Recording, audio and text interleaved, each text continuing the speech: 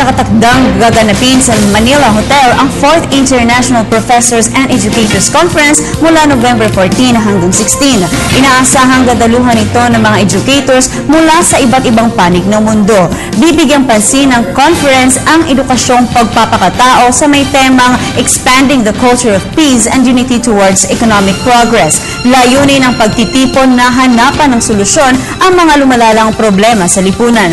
Kabilang dito ay ang graft and corruption, family values at isyong pangkapayapaan. Ito ay sa pamamagitan ng pagtataguyod ng peace education sa education system.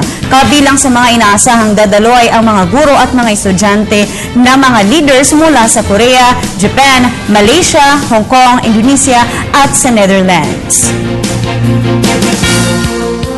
Makabigay ng kontribusyon, ginagawa na ng pamahalaan kasi marami na rin ginagawang pamahalaan at hindi lamang pamahalaan kundi mga organizations, diba, socio-civic organization.